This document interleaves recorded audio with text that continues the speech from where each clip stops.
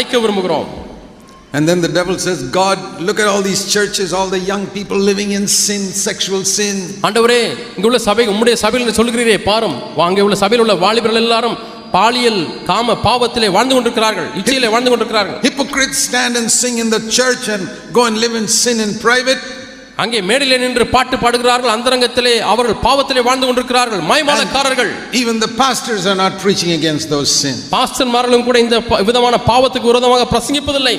God says, Satan, you're right, Satan. In most churches it is like that. சாத்தானே, நீ சொல்வது சரிதான், பல சபைகளிலே நீ சொல்கிறது சரிதான். But have you seen that little church in Tuticorin? ஆனால் தூத்துக்குடியில உள்ள சிறிய சபையை பார்த்தாயா? Some of these other churches in Tamil Nadu. தமிழ்நாட்டில் உள்ள மற்ற சபைகளை பார்த்தாயா? See what they are preaching in that church. அவர்கள் தங்களுடைய சபையில் எதை பிரசங்கிக்கிறார்கள்? Everybody is not perfect. எல்லாரும் பூர்ணவான்கள் அல்ல. There may be some hypocrites in those churches. There are. அந்த சபைகளிலும் சில மாய்மாலர்கள் இருக்கிறார்கள். But ஆனால் there are some godly people who are not living like that. இதுபோல வாழாத சில தேவபக்தியுள்ள மக்கள் இருக்கத்தான் செய்கிறார்கள்.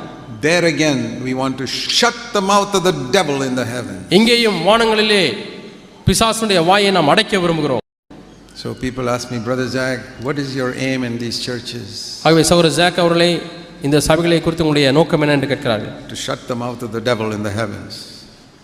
வான மண்டலங்களில் உள்ள பிசாசுடைய வாயை அடைப்பது தான் எங்களுடைய நோக்கம். That is what is more important to me than what people think about our church. மக்கள் நம்முடைய சபையை குறித்து என்ன எண்ணுகிறார்கள் என்பதை காட்டிலும் அவர்கள் அபிப்பிராயத்தை காட்டிலும் இதுதான் எங்களுக்கு முக்கியம். Because they don't know everything. ஏனால் அவர்களுக்கு எல்லாமே தெரியாது. But the devil knows everything about our private life. ஆனால் நம்முடைய அந்தரங்க வாழ்க்கை குறித்து எல்லாமே பிசாசு அறிந்திருக்கிறான்.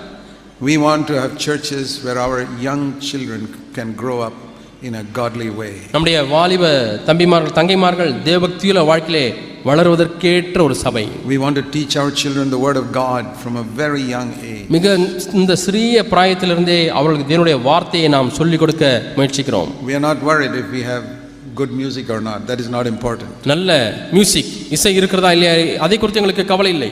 I don't know whether Peter and Paul could sing well. பேதுருவும் பவுல் நன்றாக பாடுகிற பாடர்களா என்று எனக்கு தெரியாது. I don't read of great musicians in the New Testament. புதிய ஏற்பாட்டிலே மிகவும் இசை வல்லுநர்களை குறித்து எல்லாம் நான் வாசிப்பதில்லை. Have you read of any singers in the New Testament? புதிய ஏற்பாட்டிலே நிறைய பாடல்களை குறித்து வாசித்திருக்கிறீர்களா? Tamil Nadu is full of Christian singers. Tamil Nadu கிறிஸ்தவ பாடல்களால் நிறைந்திருக்கிறது. But the New Testament I don't even read of one. ஆனால் புதிய ஏற்பாட்டை வாசித்து பாருங்கள், அதில் ஒருவரை கூட நீங்கள் பார்க்க In the Old Covenant they had all that. பழைய உடன்படிக்கையிலே நிறைய பேர் இருந்தார்கள். But we are not in the Old Covenant. ஆனால் நாம் இப்பொழுது பழைய உடன்படிக்கையிலே இல்லை. And the important thing in the New Covenant is not to be a great singer. புதிய உடன்படிக்கையிலே முக்கியமான காரியம் நல்ல பாடகராக இருக்க வேண்டும் என்பதல்ல. Not even to be a famous preacher. பிரபலமான பிரசங்கியாராக இருக்க வேண்டும் என்பதும் தேவையில்லை. A godly man. ஆனால் தேவபக்தியுள்ள மனிதனாய், a godly woman, ஒரு தேவ மனுஷியாய், a godly father, ஒரு தேவ